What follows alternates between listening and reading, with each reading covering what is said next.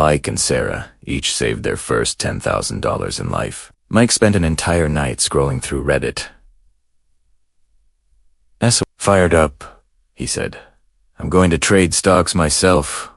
Tesla. Nvidia doubling my money is just a matter of time. Sarah, on the other hand, went to ask her cousin who works at JP Morgan. Her cousin said, "You don't know anything, so don't mess around. Start with index funds, like VUS and P500 ETF. It's easy." Sarah listened, opened a Vanguard account, and invested all $10,000 into V. Same starting capital, same age, same level of knowledge, basically zero. The only difference, one chose funds, the other chose to trade stocks. Mike believed he was chosen by fate. He went all in on an AI chip stock, not Nvidia, but another small cap he called his secret weapon. In mid-February, the company released better than expected earnings, and the stock jumped 22% in 3 days. Mike's account went from $10,000 to $12,200. He spammed rocket emojis in the company's Slack, and even bought Sarah a Starbucks at lunch. See, this is how you make money. Your lousy fund only grows a few percent a year. Sarah glanced at her VU. Up 6.2% in 2 months. Account at $10,620.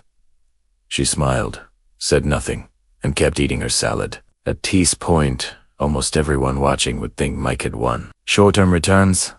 Mike plus 22% versus Sarah plus 6.2%. On social media, Mike posted screenshots of his gains, with comments below saying, "Master, teach me. This is the short-term illusion beginner's luck, or one lucky bet can make people believe they've found the formula for wealth." But Mike didn't.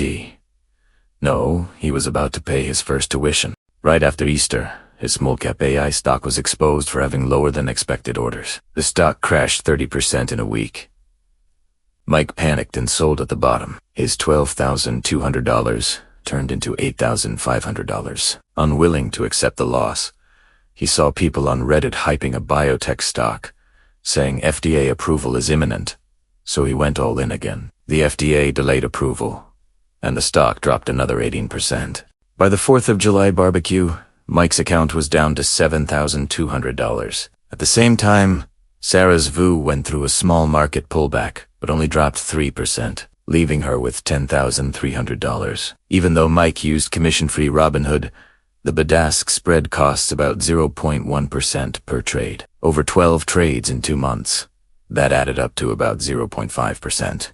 $50. The $2,200 he made initially was held for less than a year. At his 24% tax rate, he would owe $528 in taxes next year. He hadn't set aside that money at all. Mike stared at the market for 3 hours every day. He made mistakes at work twice and got warnings from his manager. He also lost sleep and started losing hair. Sarah spent 5 minutes a day checking her account, then went to the gym.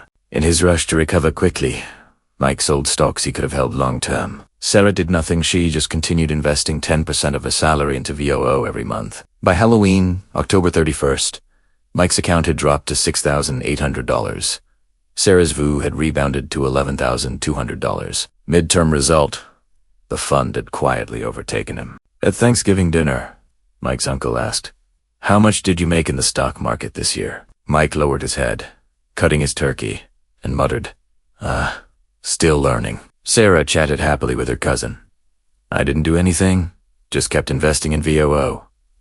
Now it's almost $12,000. On Christmas Eve, they both checked their accounts. Mike, after a year of constant trading 27 trades, hitting 2 major crashes after taxes and trading costs, his balance was $7,100.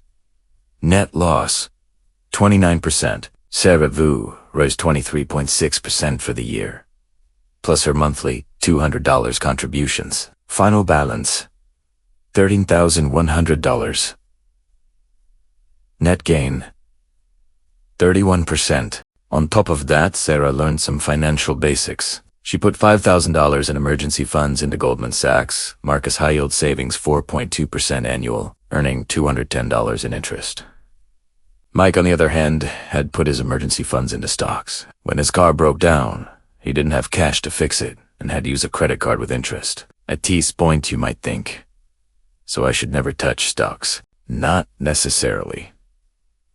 The other side of the story matters too. If Mike weren't a beginner, but a trained and disciplined investor, for example, using asset allocation, 70% index funds, plus 30% individual stocks, only investing money he could afford to lose, and holding quality companies long-term like Apple or Berkshire Hathaway, his returns could outperform pure index funds. For example, in 2024, Nvidia rose 170%. If you had allocated 10% of your portfolio to it at the start of the year, your overall portfolio would gain an extra 17 percentage points. But the problem is 99% of beginners don't have that stock-picking ability or psychological discipline. Also, low-risk financial products have their place. For example, Sarah's grandmother, 78, living in a retirement community in Florida, only buys reverse repos and bank deposits, earning 4.5% annually, with zero risk to principal. For her, earning less but sleeping well matters far more than earning more but losing sleep. Back to Mike and Sarah. On Christmas night, Mike sighed. "I worked the whole year for nothing and lost $3,000. Sarah patted his shoulder. "You didn't work for nothing, you paid $3,000 for a lesson. That's cheaper than people who spend $30,000 on courses." The truth about wealth growth isn't who runs faster in the short term, it's who doesn't fall off the boat over time. Saving is walking. Funds are riding a bicycle. Stocks are driving a sports car. If beginners hit the gas immediately, they'll most likely crash into a ditch. Better to first learn how to ride a bicycle, steadily reaching your destination, then you'll realize the one who rides steadily arrives years earlier than those who keep crashing. You don't need to get rich overnight. You just need to move forward steadily each year. Compound interest will surprise you in the 10th year, the 20th year. Preview for next episode? Is dollar cost averaging a scam? Should I invest daily, weekly, or monthly? If you want to see it, comment DC. See you next time.